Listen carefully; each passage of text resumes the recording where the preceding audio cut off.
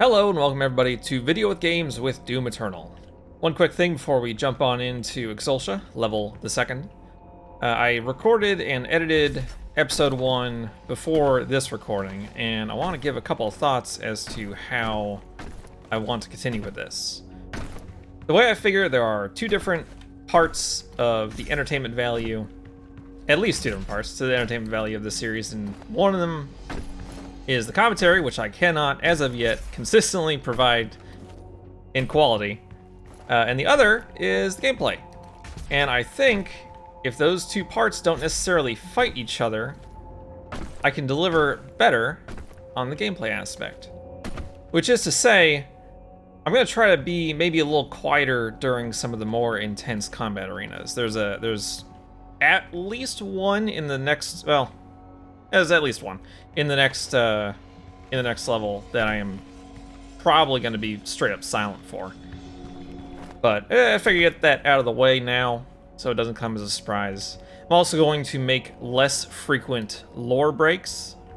The result will being that the reading of lore will probably take a little bit longer for each individual instance, but there's going to be less times that you're going to have to skip through it if you're not particularly interested in hearing about it. So, just putting that out there to begin with. And off we go.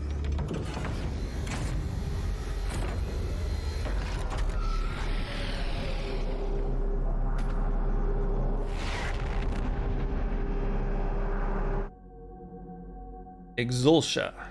To put an end to the demonic consumption of Earth, the Hell Priests must be eliminated. Following the death of Nilox, the remaining two Hell Priests have gone missing.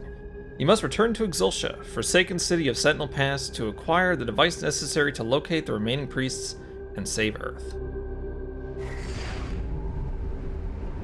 Here we are. Got the Night Sentinels. Gonna learn quite a bit about them as we go through here. It's a doggo. Hello, doggo. You got this shit. Look at this shit. Is that not the coolest fucking thing you've ever seen in your life? I don't know what to tell you. Fun fact, the game director, Hugo Martin, worked on designing the Jaegers in Pacific Rim 1. Can you tell?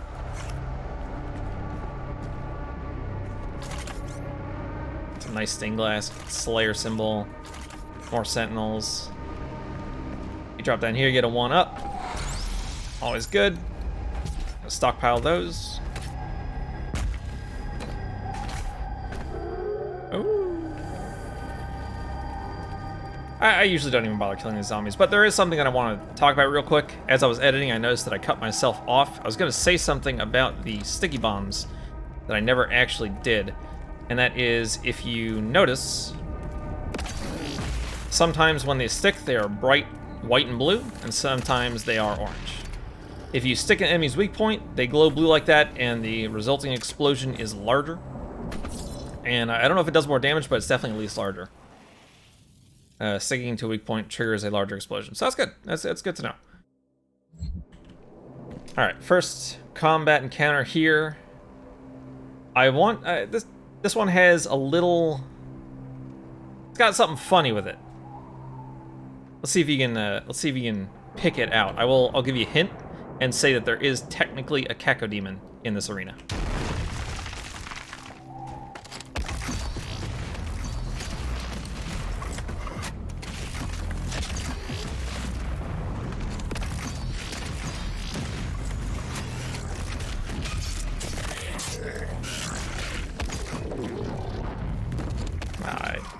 I should have stunned him. I should have stunned him. I should have stunned him. So, the funny thing is that if you kill the fodder enemies fast enough, that cacodemon, which spawns right about there, will just die. It'll spawn in and then almost immediately die. I don't know what causes it, but...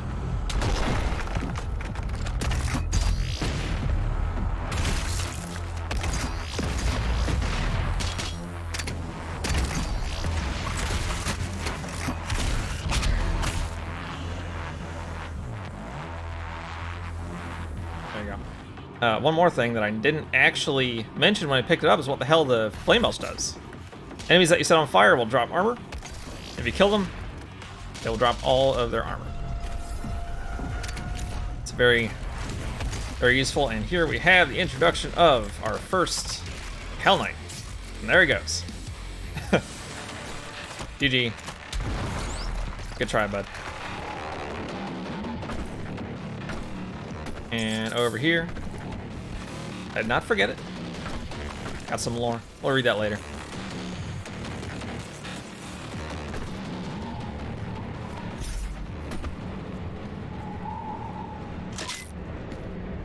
Who could that be, I wonder? Maybe we'll meet him or something.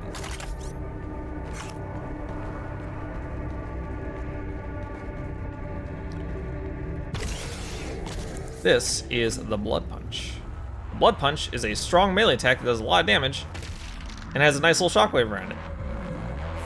The Blood Punch gets upgraded as you progress through the game, and you recharge the Blood Punch meter, was down at the bottom left above our health and armor, by doing 2 glory kills. You can see it's half full and then all the way full.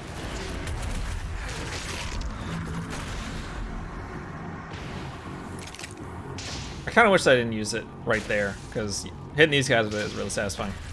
But isn't that flame belch so fucking nice? It's a nice addition to the. You'll get to you. It's a nice addition to the combat loop. You get the glory kills for health, chainsaw for ammo, and now you have the flame belch for armor. Wasn't in Doom 2016. Very glad it's in now.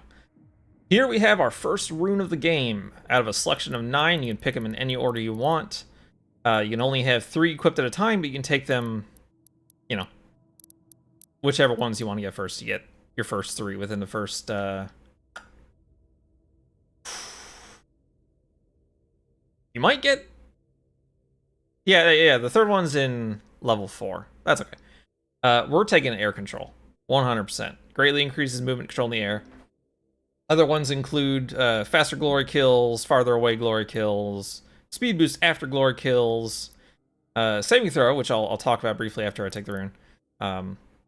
This sounds like it would be something that would be helpful in Ultra Nightmare, and it's not as helpful as you might initially expect, but it still can save you. Enemies remain staggered longer. That's going to be our second pick, probably.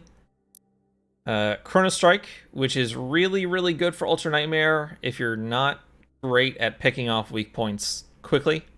Basically, you hold mouse 2 or left trigger if you're using a controller when you're in the air, and it'll slow down time for a period. There's a meter that's on the screen that will drain, and when it runs out, it refills, and it's good. It's really good, but if you get comfortable without it, then you're still just as well off. And then Equipment Fiend, which is going to be our third pick later. Enemies killed by equipment or while under the influence of equipment will decrease their recharge time. Just lets you use your equipment more often. Means more grenades, more flame belch uses, which is more armor, and then more uses of another thing that we'll be picking up after level 2. And enemies killed by the Blood Punch Shockwave drop health. I've tried this one. I haven't found it to be all that useful. The specific enemy that you kill with the Blood Punch will already drop health. But that makes it so that if you kill a bunch of like fodder demons around them with it, it'll also give you a little extra boost. So the thing with saving throw is it recharges on death, not in between levels. So if you're doing an Ultra Nightmare run, can't really see it very well, just practicing all here for another secret. If you're doing an Ultra Nightmare run, it will not recharge. It will not recharge throughout the entire run. You get one use of it, and once you use it, that's it. Son of a bitch. That armor isn't still up there, is it? Nah. So, I'm trying to work out my game plan here. There is a Hell Knight that will spawn from that doorway. And I think I know what I'm gonna do here. Don't worry about that, we'll get to that. Come on. Come on. Come on.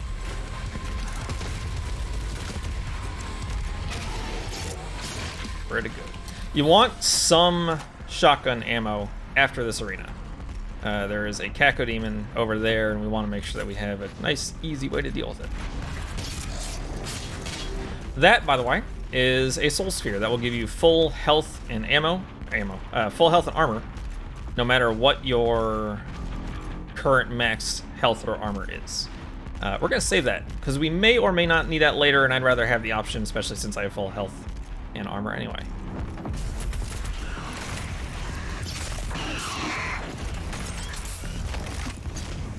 That is why you want shotgun ammo, and that is why you want shotgun ammo. I hadn't mentioned it, but you also want to try to come in here with chainsaw fuel. Full chainsaw fuel. If you have 2 chainsaw fuel, you're fine because there's some right there, but after you kill these guys, it's your old friend the Electron. Also, if you can hold off doing what I just did there and pick up the chainsaw fuel after you have... you know what? Now I think about it, I don't think I mentioned that at all last time. I also didn't use the chainsaw for much else other than killing arachnotrons. But when you use your chainsaw, it will always regenerate 1 fuel pip. And that way you always, even if you have to buy some time by running around the arena, you always have a means of getting some more ammo in a fight. So if you have a remaining chainsaw pickup in an arena after you're done, if you have a chainsaw fuel pip currently recharging, wait until it finishes recharging so you can walk out of the arena with, with 2 fuel instead of 1. Because if you're like right away, just like a pixel away from finishing that recharge and you pick up that fuel pickup, it'll still only recharge that 1.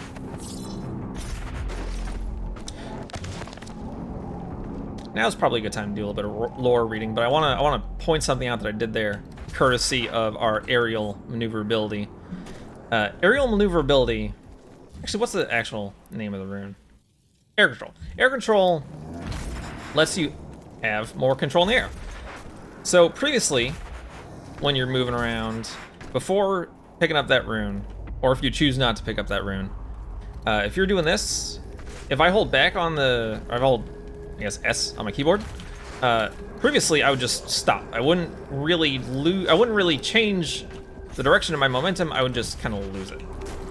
And this allows me to like jump around and dipsy doodle as much as I want, and it's not really a problem. And that lets you do cool stuff with monkey bars and climbable walls like that, where I can just sort of like push myself over here and grab that instead of jumping over to that and then bouncing over here and pick up the lore. And yeah, there's actually a lore page up here, so I'm gonna hold off until I pick that up to do the reading. Got some armor over there if you need it. I recommend using your flame belch on those zombies we passed prior to coming in here, and you'll probably be topped off. And this room is probably my favorite room in the early game. Not because of this, but because of what you get. Oh, shit. You can punch the chains through the back of these things, and I recommend doing that because it's a little quicker than bouncing on and off. That'll have to wait for just a moment. Alright. History of the Sentinels. Translation from the Ligra Sultagenta. Book of Kings. That's probably Latin.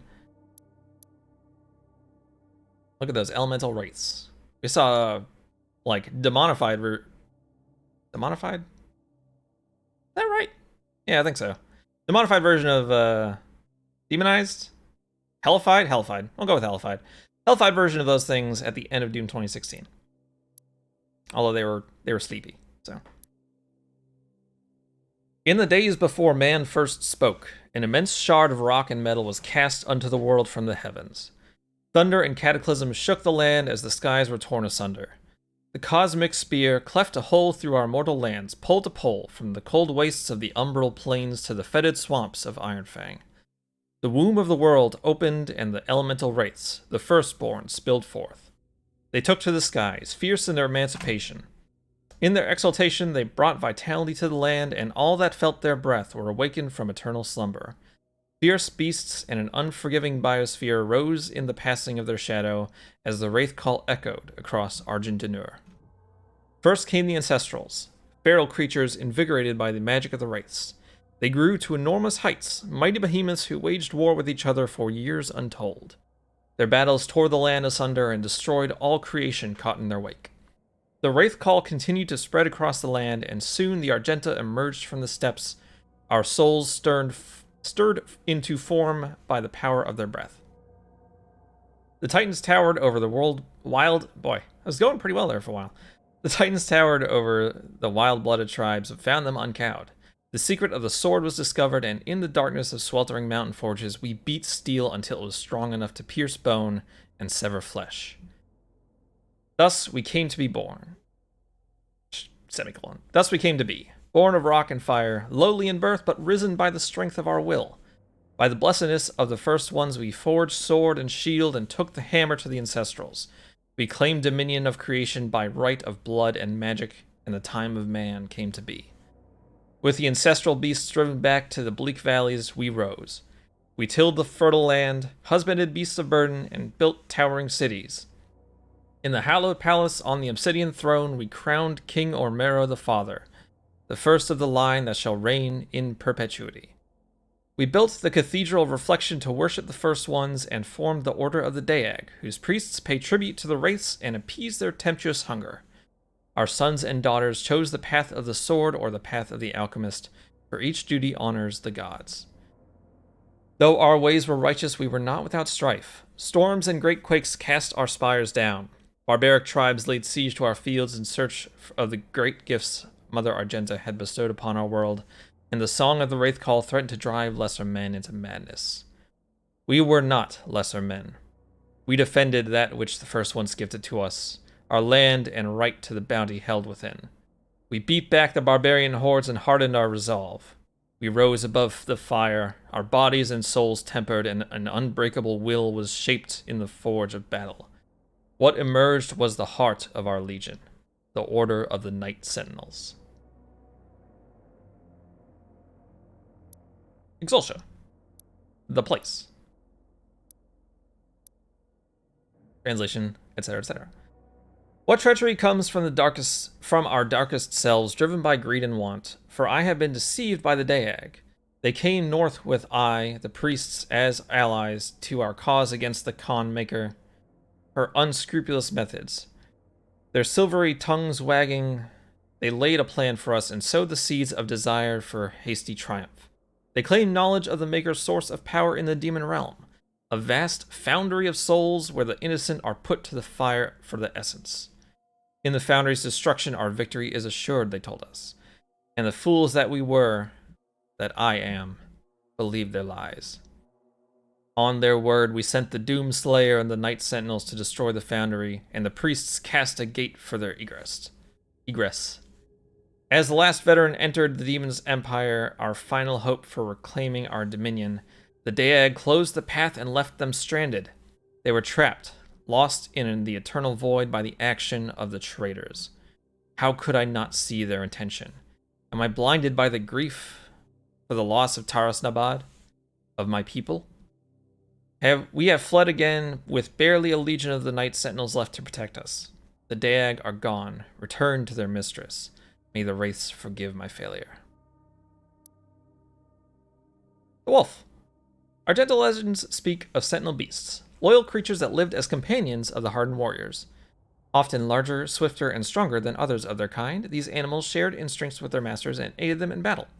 The Night Sentinels never shared publicly the origin of these creatures, for only they stood worthy of them. So, the Daeg.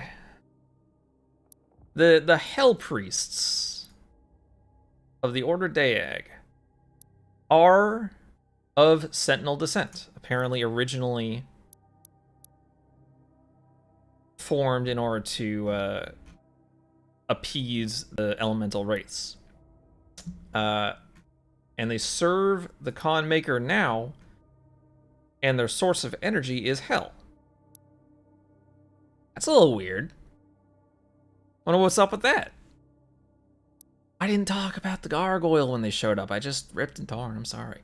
The gargoyle is another fodder demon. It flies around. It spits at you. It's a son of a bitch. Looks really cool, though. Blasts it out of the air to instantly trigger a stagger. Like their imp brethren, the gargoyle is an agile, relentless pack hunter. Native to the Sentinel world, this beast has plagued the Sentinel Guard for centuries. As one of the few demon breeds that could bypass the walled defenses of Sentinel Prime, the gargoyle could appear without warning and claim hapless townspeople before disappearing into the wasteland.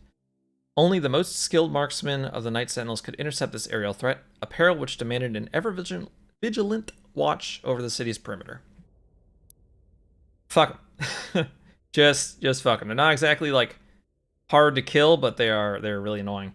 Something I didn't mention when I ran into Cacodemons earlier, usually because I just sent them immediately, is a lot of demons have like their basic attacks, and they'll have like a heavy attack, like a burst attack of some kind. Arachnotrons have it, Gargoyles have one, Cacodemons have one. Cacodemons have one where they'll spit like a whole bunch of energy balls at you all at once, and you'll notice it when you see it. And these guys have one where they'll float in the air for a second and then shoot 3 spitballs at you, and they do a lot of damage, especially this early on when you don't have that much health. Hell Knight. Weapon spoilers. The chain gun. The chain gun can quickly falter this demon. Good to know. The Hell Knight, warrior beast among demons, has earned its place over the millennia in service of the eternal archdemons. As imposed by the sovereign houses, Hell Knights have long served as barbaric enforcers of the Netherworld, impelling lesser demons by way of brutality. Rare among demonkind for its innate regard for primal orders of hierarchy, the Hell Knight exhibits adherence to the prevailing rule of its demon lord masters. Requiring little compulsion on behalf of its highborn masters, Hell Knights readily serve the Elder Hell Gods. The Elder Hell Gods for the extent of their lifespans, reaping great satisfaction in the way of war and desecration. Blood Punch story, yeah, all good. Elder Hell Gods. I like the sound of that. Here we are, and with this, our chains are broken. We got the dash. The dash is one of my absolute favorite parts of this game. See, bottom left corner right next to the Blood Punch thing. It recharges just in general, but it doesn't finish recharging until you touch ground. So you'll see it sticks right there, and then the moment you touch ground, it recharges. Takes a little bit to recharge, and I almost forgot that there's a one up here. Takes a little bit to recharge, and there's an upgrade, and that is the first upgrade that I am going to choose in that category, and we'll see it in level 3. That lets you decrease the cooldown time for that dash. That is basically vital as far as I'm concerned. F is not the use key. Don't know if you knew that.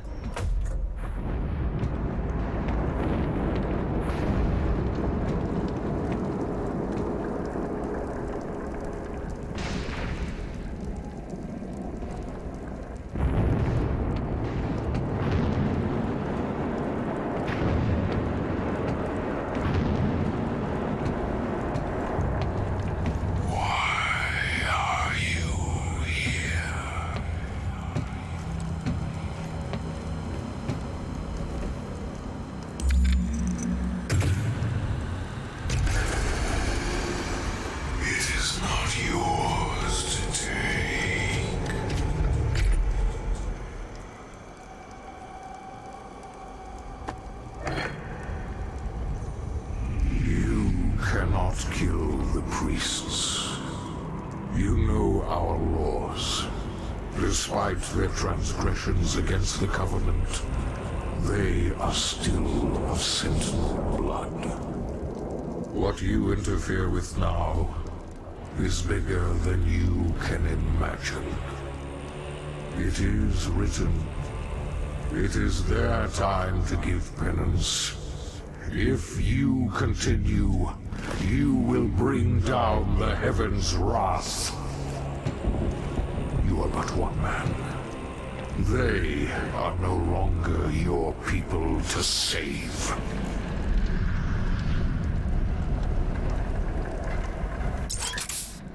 I don't remember asking you a goddamn thing. That is King Novik. He is the one that spoke during the intro, and as you might have been able to tell from the subtitle during the intro.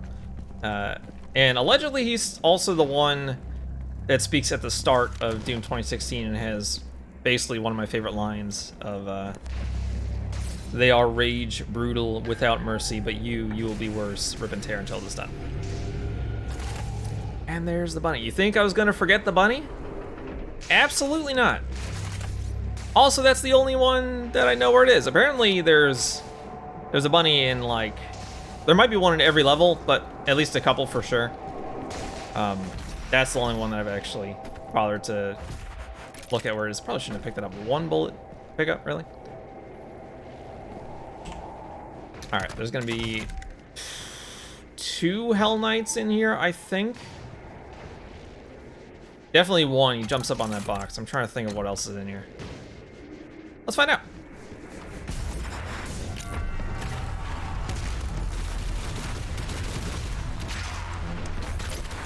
God, the unupgraded. So, that was bad. The unupgraded auto shotgun is not as good as you want, really. Do I want to chainsaw? Yes, I do.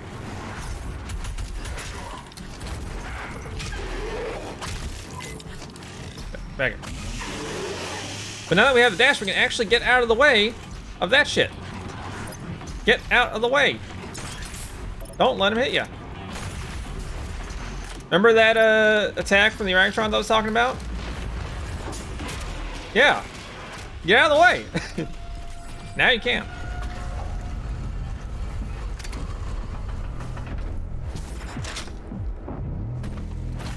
All right, don't step in the electric water. I know it's very tempting, but just not worth it. There's a little bit of nuance to the flame belch as it starts, and we'll go over there in a sec. Don't worry. But for the most part, what I previously explained about demons being set on fire and dropping armor, also you get dash shit like this. Anyway, don't get distracted by how cool the dash is. Heavy demons and super heavy demons do not stay on fire for very long at all. It's a very, very short duration. They might drop a couple pieces of armor, but if you don't set them on fire right before you kill them, and if you don't kill them before the fire goes out, then you're not going to get that much armor from them for your troubles and your cooldown. There is a Sentinel Crystal upgrade that I cannot show you until next level. That lets, well, no, I can show you later this level. Yeah. That lets you set heavy demons on fire for longer, so you don't have to worry about it as much. Now, you might be asking yourself, what the fuck is this thing? It's just sort of sitting there looking evil while I'm talking about setting shit on fire. This is a secret encounter. These are optional and timed, so you have a set time limit for killing the enemies that spawn after you hit E on that. Enemies are going to spawn over there. It's going to be 2 Caco demons. I'm just explaining why I'm going to do what I do when I hit E, and you'll see. You can wait for them to float over here for the first one. They give you plenty of time, and you can do whatever you want. But thanks to some speedrunning tech that I saw, I learned about this.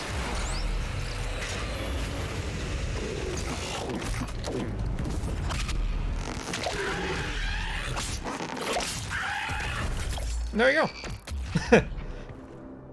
I was watching a speedrunner streamer, and this, by the way, is why I left that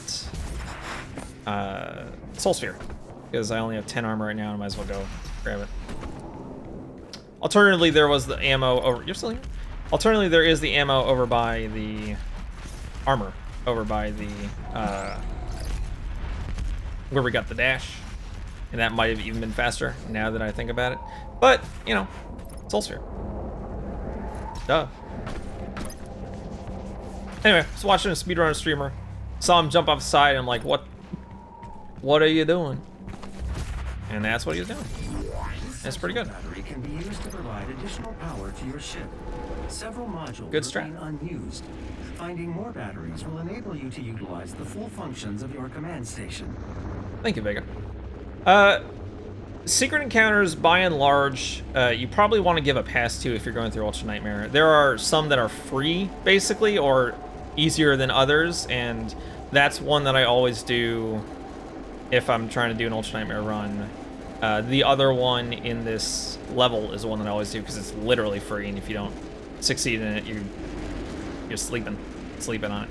Before I head through here, though, I want to talk about something that we got access to as of, like, the first time we entered this arena. Right after we finished that, we got access to these. These are weapon upgrades. And right now we have 8, and you go into the arsenal screen to upgrade your weapons. And each weapon has their own upgrades. Sticky bombs, you can make them reload faster. You can increase their explosion radius. Full auto, increased recovery speed and transform speed. These are good if you're actually planning on using it. I want to talk about masteries in general. What a weapon mastery is you unlock all the unlocks, and you see each one has a cost next to it. It always costs 9 tokens to upgrade a weapon attachment, a specific weapon attachment fully. And after that, you have access to a challenge that you can do. And if you complete that challenge, it will give you this bonus effect on that weapon attachment. And for the full auto, killing a demon with full auto mod will drop shell ammo. And that is really what you need. If you actually plan on using the full auto mod on Nightmare, that's what you're actually going to want to use. I talked a little bit of shit about the full auto mod before, but it's honestly, it has some uses. The main problem with it is that it eats through ammo so quickly since you're, and compounded with the relatively small available ammo pool. Especially early game, it just doesn't end up being what you wanna go for. We're not actually going to spend any weapon upgrades right now, and there's a reason for that, and I'll show you later when we get there. But first, we got a new gun! The plasma rifle. I love the plasma rifle. Plasma rifle feels so freaking good. We also got a new enemy, Revenant. There he goes. You might have noticed that I have not been using the Blood Punch. And the only real reason I have for that is that I just kind of forget it's there a lot of the time. But there's one more reason, and it's for some reason Blood Punch seems to be fairly unreliable, and I don't know why exactly. I hope it's something to fix. But there are times where you'll have Blood Punch off a cooldown, you'll smack a demon, they just really won't give a shit.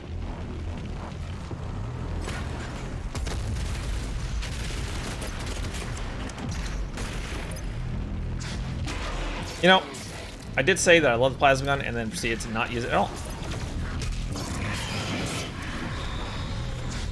Low ammo, but not out of ammo, you say. The reason why that's important. It's yo boy. Where is he? Where is he? I hear him. I hear you. There you are. Friggin' losing my mind over here. No, shit. I got a chainsaw. Boy. He unstuns or unstaggers relatively quickly. Son of a bitch. Yeah.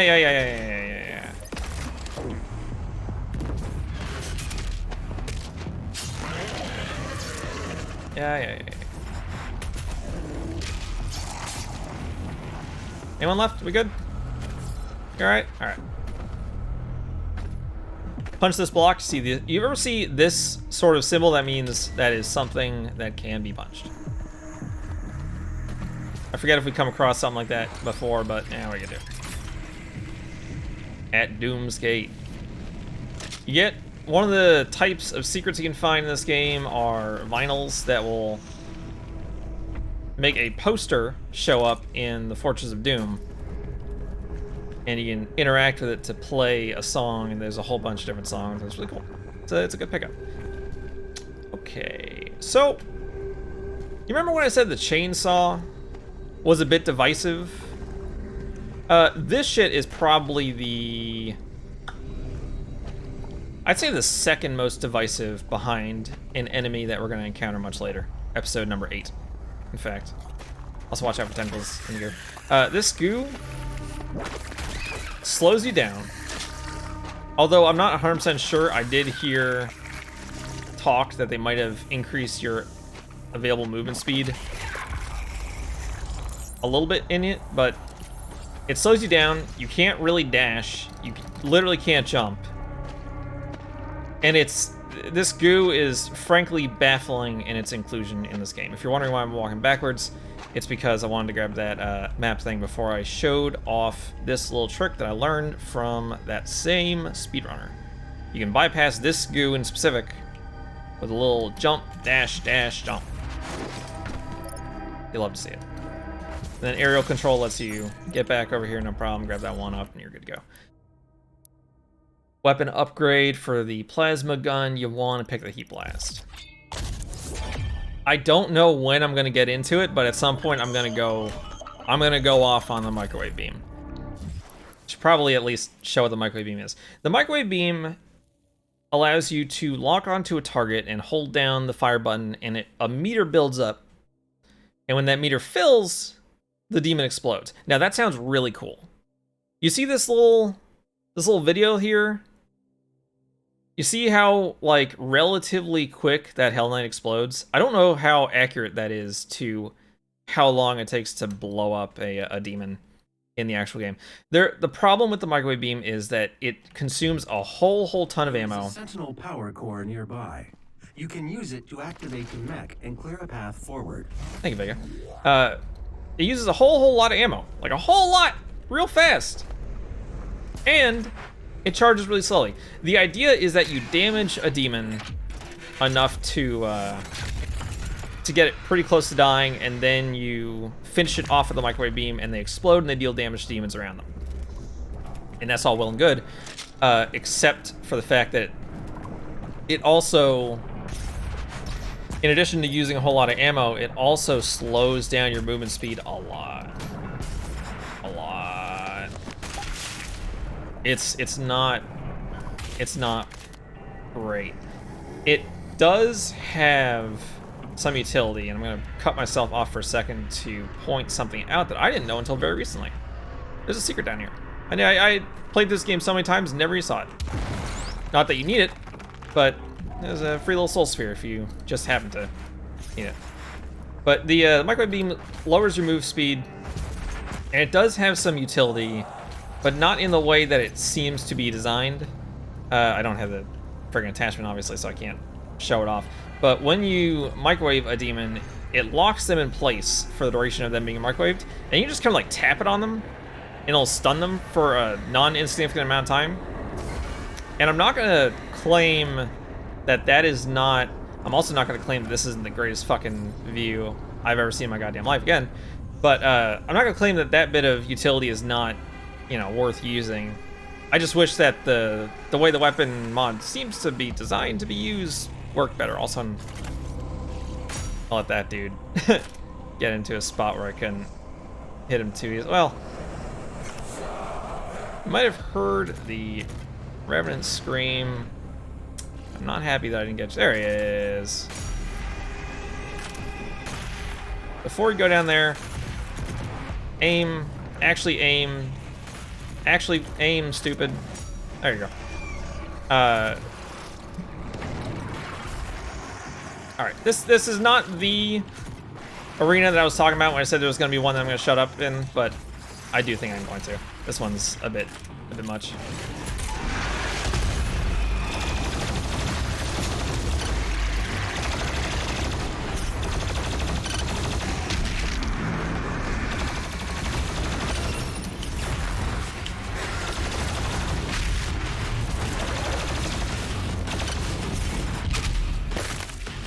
Come on, build up our blood punch again. Good to have the option.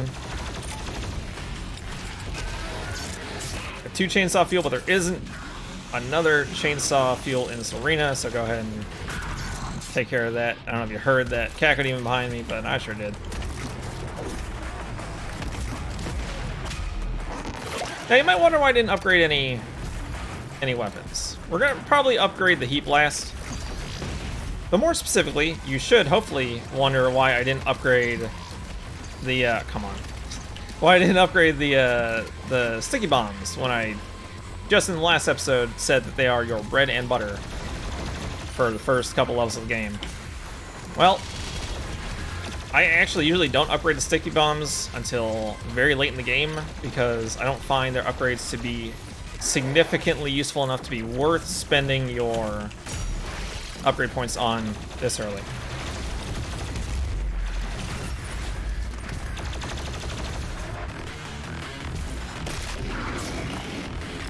What was it? Did I get hit? Did I even get hit? I'm not sure. Didn't feel like it. Maybe I did. I might have actually just gotten my health back from like flame belch and whatnot, but as far as I'm concerned, that's still pretty good. Go around, scrape up ammo. The less you have to use your chainsaw, the better chances that you're gonna have the fuel later on in a big fight and just let you delete someone chunky.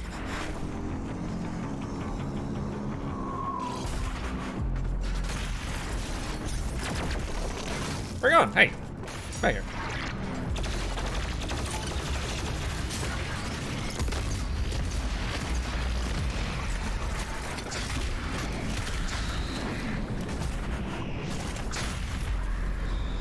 I got him.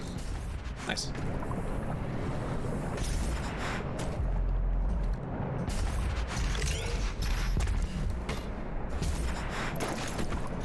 You might want to wait until your dash refills, because dash will finish recharging when you're on a wall.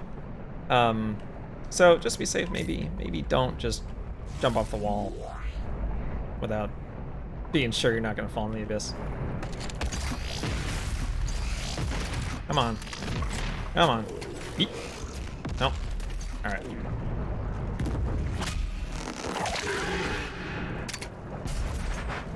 Fine.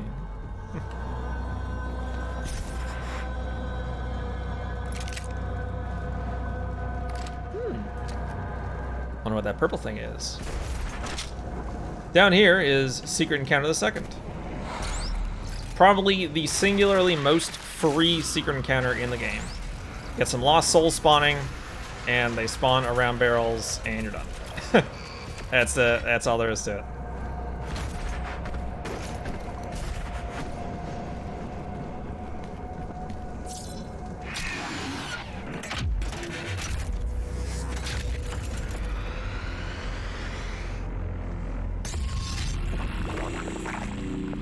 Man, these are some fucking cool mechs. You gotta love it.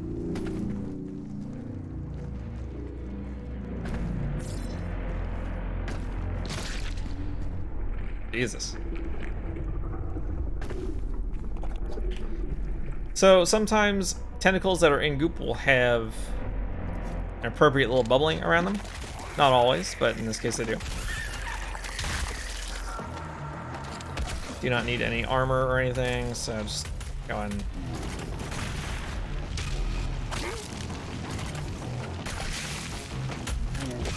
now you can skip all this goo down here if you try to time your jump as you walk off this ledge. Hop over here, no problem. Oh, hello. What are you doing here? Doesn't even matter. Oh, hey. I actually did forget about you. Welcome to the party. You know, I only have one chainsaw fuel anyway. Let me just go ahead and... If you find yourself with one thing of chainsaw fuel, don't worry too much about saving it. It'll recharge. You're fine. This is a little bit of a dicey spot right here. You can actually bypass this purple goo and like jump your way onto this ledge here, but I've never actually successfully done it, and I also haven't really tried super hard. But get your precision bolt out for this one. Oh, jet. All right.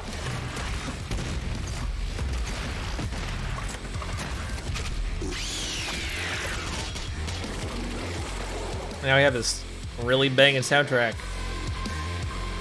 for these guys just kind of casually walking over here. who I am not killing because I want to get some armor off of them.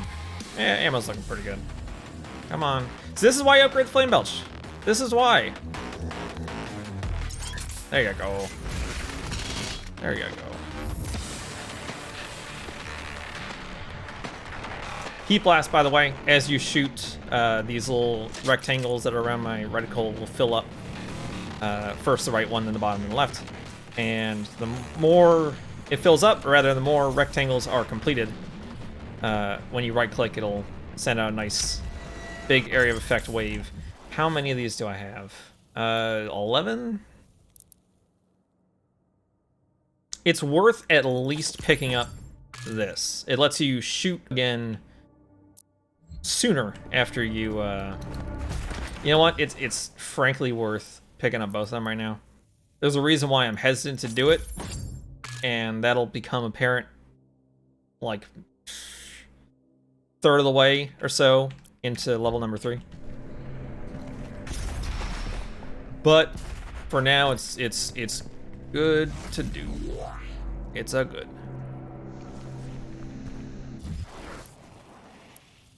The mastery for this is to kill at least 2 demons with a single heat blast 30 times.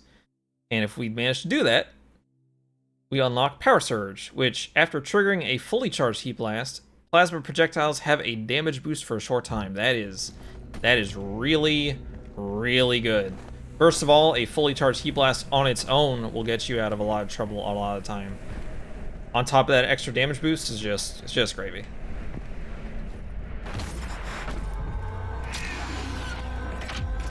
Picking that up early, or opening up the ability to do that early, is nice, as it lets you actually work on it, as opposed to going through the game having a couple of partially unlocked weapon weapon upgrades, so that you don't really have the jams for it. I didn't mention it when I encountered those earlier. That right there will refill your dashes while you're in midair. They're placed in areas where they want you to cover long distances. Watch out for the tentacle. I'm gonna chainsaw tentacle.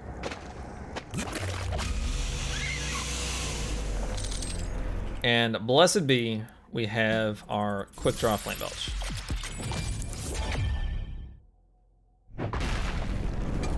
Very good. I forgot to show it, but yeah, one of those upgrades is heavy and super heavy enemies will stay on fire longer. And that's just good eats. Oh, there it goes. Hit the turret. What are you doing? If you had a choice between hitting the turret and not hitting the turret, which would you choose? You notice a lot of restaurants are theme-based these days. I don't play with that Orangutron. Just straight up. And there's good reason. There's full ammo right there for the heavy cannon. It's just literally not worth your time leaving that thing alive. Not this side. There's a little secret over here that I don't currently need, but if you happen to at the time, there's another soul sphere.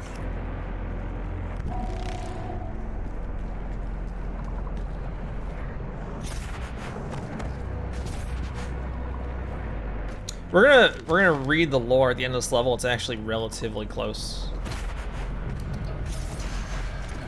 Not like right here or anything, but we're getting there.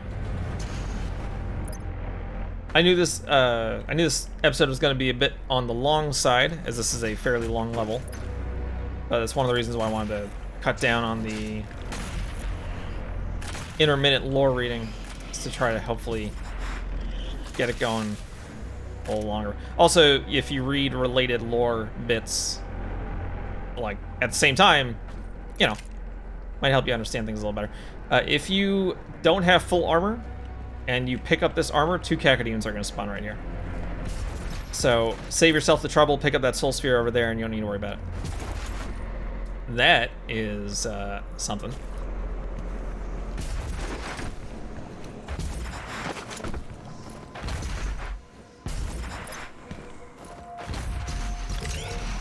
That is the gate that the Slayer key opens. one might call it a Slayer Gate. A Slayer Gate is an optional, very difficult, on average, encounter that will give you 3 weapon points when you complete it. If you look at the top right corner, that meter up there is broken into segments. The first segment is normally red, and then as you kill demons throughout the level, it turns green, and each pip on that meter as a whole will give you a weapon point when you fill it. The far right 2 that are already green are for the 2 secret encounters, and the middle 3 purple one is for beating this thing. Remember when I said that there was going to be an arena that I shut the hell up during? It's this one. So there are 2 Slayer Gates that I actually do on Ultra Nightmare. This is one just to get the early weapon upgrades, and the other one is in level 5? Level 5. I'll mention it again when I get there, but here we go.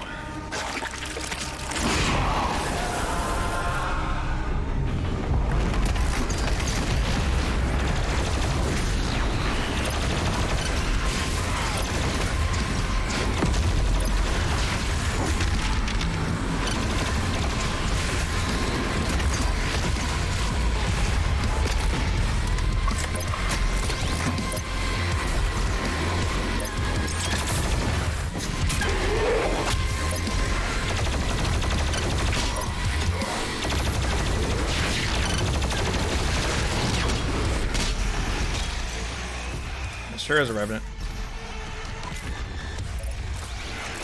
Fun fact, Heat Blast, it's definitely fully charged, but in general, I think, don't bother doing it if it's not fully charged. We'll totally blow off Revenants. Oh, that was it. That was as good a Heat Blast as I could possibly imagine. We'll blow off Revenants, shoulder cannons. Probably should have mentioned that when I first encountered them, but I was too busy Revenant tearing. This guy is new. You might wonder about him. Son of a bitch. No, we ain't dying. Absolutely not.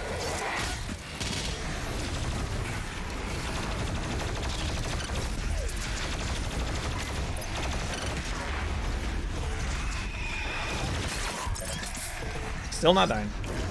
Hate to break it to you.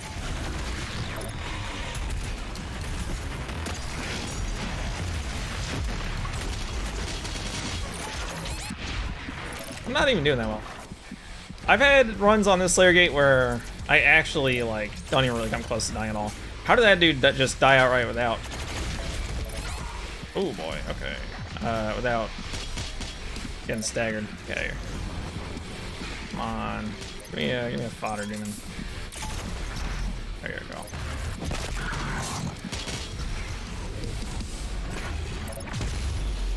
Oh, there you go. And then don't play around with your food.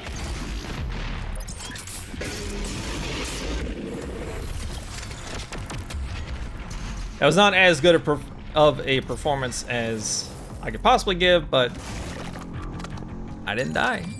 I don't know what you want from me. Really, just the early game when you don't have your upgrades just yet. It's rough. It's, you know, you don't have as much health. You don't have as much health. You don't have as much ammo. You don't have, like, weapons. You don't have as many weapons. You don't have weapon mods, etc. Got a Cackled Demon toy. It's nice. By the way, that 1-up that I picked up, nothing's there on Ultra Nightmare. So not every 1-up is replaced with full armor. Just for the record. There are motion sensors and artillery everywhere.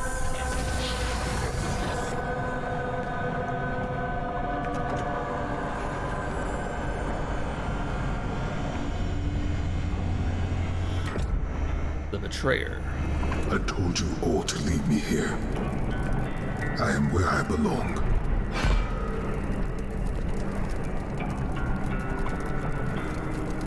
Saving your people will not bring you peace. Only make the burden you carry worse.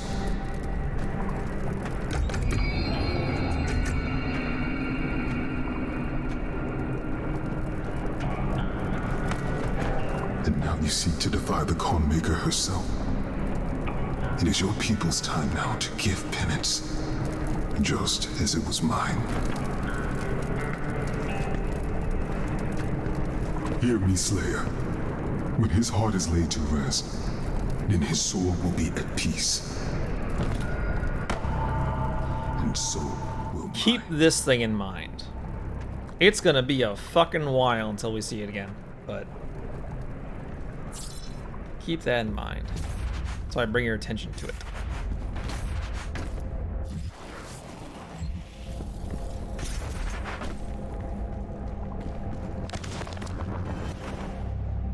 Let me make sure I didn't, like, miss... No! Don't forget to read the betrayer thing later. I accidentally denuded up. So I want to make sure I didn't miss anything. Yeah, okay, good.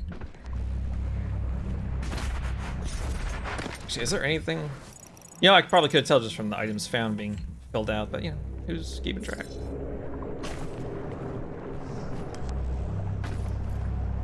There is one arena left in this level. The extraction point has been identified. I will mark its location on God, I your love HUD. skips. I love skips so much. There's a one-up that's floating underneath that platform. If you stand on it, it'll bring you through it.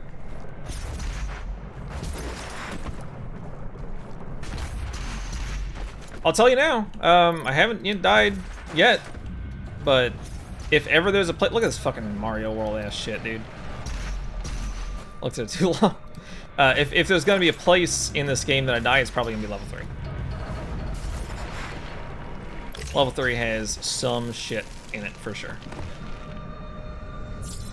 There's usually actually imps fighting right here. I'm surprised they're not here.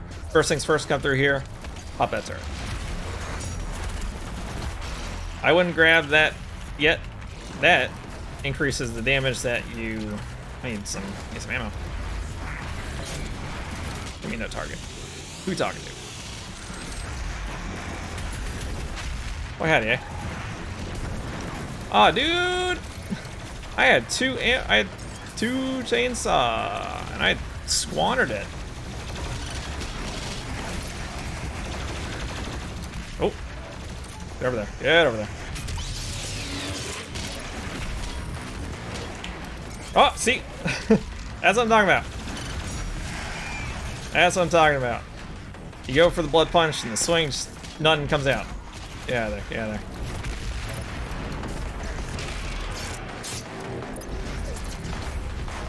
Second Arachnotron will spawn.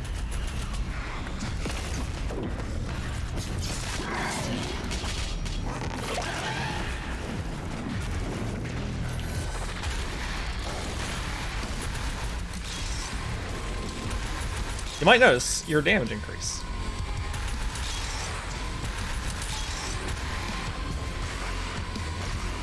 Doesn't last a super long time, but it's still pretty dang good. Where you at? That was it. Alright. Okay. Hot damn.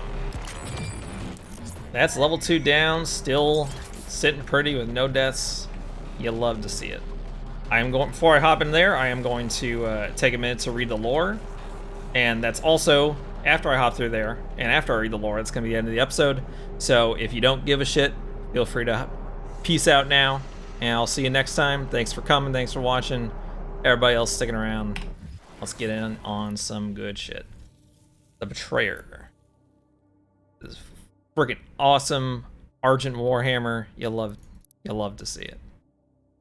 After years of prolonged war against the demonic threat invading their world, Argent D'Nur launched an offensive strike across dimensions, sending their greatest warriors into the heart of hell itself. Despite their training and their preparedness, their honor was undone by deceit. Betrayal at the highest levels of command left Argent D'Nur's bravest warriors cut off and scattered in the hellscape. But of these last remaining Knight Sentinels, only one remained in hell by choice. Betrayer of the Argenta, it was Commander Valen who relinquished the keys to the elemental sepulchre in return for his son's resurrection. So, the Betrayer is titled such because he's the one that resulted in the Wraiths getting captured by Hell. Previously mentioned that we saw some hellified Wraiths at the end of Doom 2016. That's how they got there. He relinquished the keys to the elemental sepulchre in return for his son's resurrection.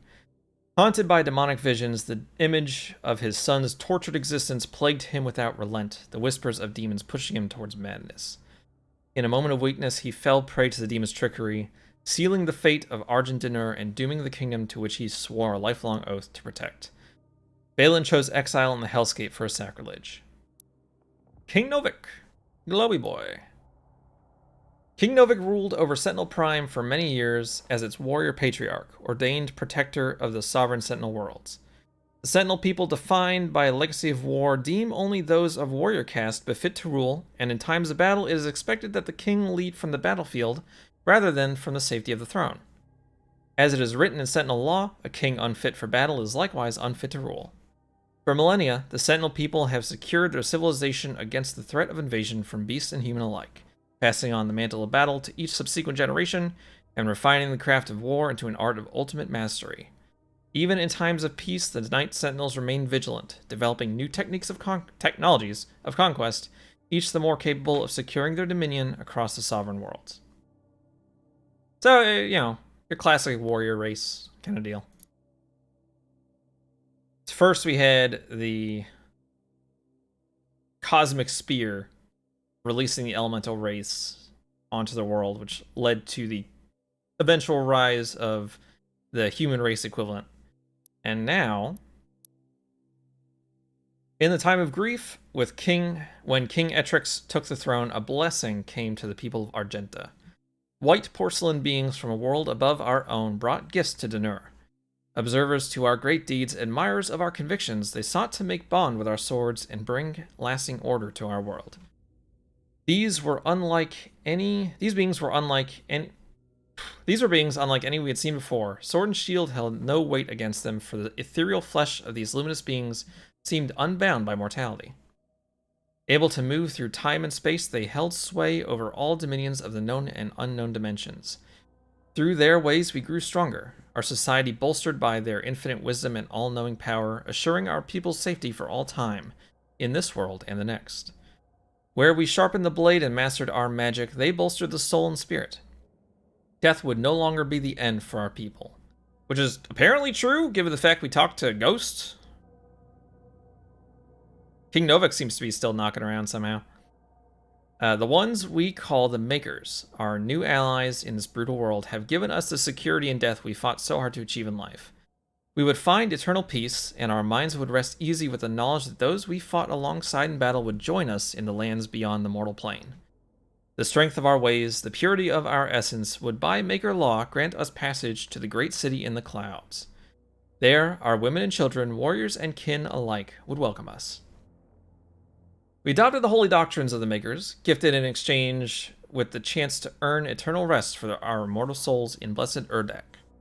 The covenant we held now under the embrace of our new gods fostered a peace we had never known, for they were unlike the first ones, whose presence offered no paradise from fear and the uncertainty of existence in a harsh and unforgiving world. The Maker's embrace was warm and guided us into an era of spiritual prosperity. Is that bitch? It's hard. Also, look at these fucking guys. We'll get a better look at them later, but these guys are almost criminally underused in this game. I hope we see more of them in the DLC, because they are fucking just really cool. With machine and enchantment of the Makers, the Argenta brought our newfound clarity to the disparate realms of the Empyrean Void. We took flight with the support of our gods, spreading the enlightened word of the Khan Maker. We discovered there was not one enemy but many. Worlds and peoples unknown to the Argenta were unveiled, and we saw our own suffering reflected in their eyes. Our righteous army strode into battle under the banner of the Knight Sentinels and fought for the freedom of all peoples from the grasp of those who would exploit and prey upon them. Yeah. Sure. Though we battled on soil not our own, the blood we shed in foreign lands safeguarded Argent Dinur and the sons and daughters that defended it. Through the strange peoples we liberated, new alliances were formed, and our beliefs became their own. Our army swelled. As the Argenta traversed the stars with gleaming war fleets, the Khan of the Makers approached King Rowan on his throne. You sensed the god restless by your disquiet manner. The king and Khan spoke, and the god revealed she had foreseen a schism in the blood of the Argenta. A test would be required to identify its host among us. She spoke of a holy rite to be performed on the strongest of our warriors. Only those that proved worthy would be tested, for the impurity could reside in only the most resilient of our legion. The Divinity Machine, a great tribute by Maker Scholaris, would help us to cleanse any impurities from our flock, ensuring our continued prosperity in this world and in the Maker realm that awaited in the afterlife. The Malicious One, if not exhumed from our ranks, would jeopardize our safe passage to the heavenly realm of Urdak. The Dark One was not among them yet, nor would he be for many generations. Only the Mother God, through divination and Maker sight, would determine when he stood before them. The Makers were truth, and only their unclouded eyes could find the one who was marked. The prophecy of the Unholy One was written, but through the ages the warning grew faint, until only the Khan Maker herself and the high priests of the Order Dayak still whispered of he that would one day come to threaten their way of light. As that looks a little familiar. The Tower of Doom, incidentally, is Argenta / Maker design. Demons. Lost Soul. They show up a total of like... On their own, they show up a total of maybe like 3 times. Maybe 4. But 3 that I can think of. No, wait, 4 that I can think of, yeah. So at least 4. Shoot it with a shotgun to send it flying, causing a delayed explosion. The ice bomb will instantly kill Lost Soul. What's the ice bomb? I don't have that. Do I get that? Lost Soul has its origin among the damned, former humans who have fallen from the mortal world, doomed to an unliving eternity as a sin-branded slaves of hell. The damned are seemingly endless in number, their populations growing by the thousands with each rise of the black sun. For many, the torturous existence of crushing slave labor is all that awaits. The bodies of the damned are brittle, and those who become broken in labor, their bodies ruined, dismembered, or otherwise incapable of servitude, are transported to the pits where their souls must be extracted for further use. Those fortunate enough to escape this process are what inevitably become lost souls, their spirits transmogrified into physical form. The lost soul knows only madness, its memory a haunted image of its former mortal life. These creatures live a fleeting existence, roaming mindlessly, seeking only that which can grant them a final death. Also, they're just totally fucking broken in this game. Most of them are spawned from an enemy type that we'll see later. And their AI is super busted. It's wild. It's unbelievable. The Revenant. Destroy the shoulder launchers to disable rocket attacks. It is more vulnerable when in the air. Dash and double jump will break the rocket lock-on. Excuse me. Thing will, phone went off. Shoot the rocket launchers. That's all you gotta know.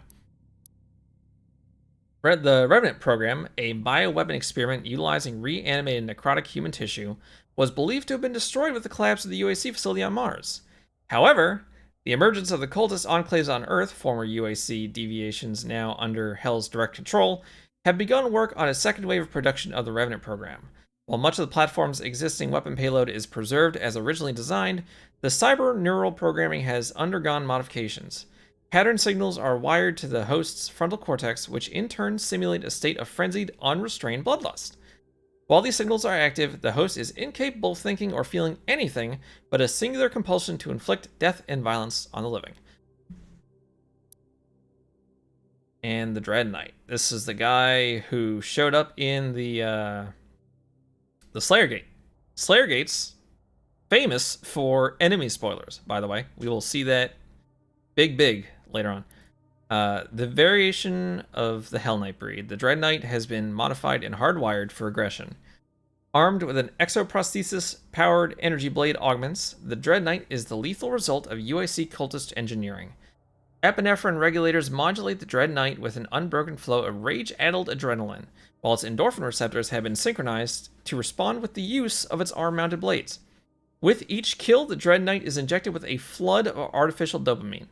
As a result of its augmentation, the Dread Knight is driven by a biochemically engineered state of pure, unbroken rage, a suffering for which Respite can only be found in the act of the kill. Getting a little bit of a... Getting some thematic consistency going on here. Cybernetic murder boners for all the demons. Murder boners for all. Designed by the USC's military tech division, the plasma rifle is standard in energy-based weaponry, firing a superheated plasma in rapid short burst intervals. The plasma rifle is capable of overloading energy-based shielding and liquefying enemy combatants. You'll love to see it. And Empyrean keys do a thing. We got that from the Slayer Gate. We'll see that much later. Let's finish this off. 10 out of 10, 15 out of 15. Do good combat, do good exploration. You'll love to see it. And that's actually right where we're gonna call it. We're gonna start the, there's a little bit of stuff to do in the Tower of Doom before we start level 3. So I'm gonna leave that for the start of the next episode. So for now, that's gonna do it. I hope you had a good time. I had a good time. It's a really good video game. And I'll see you in the next one.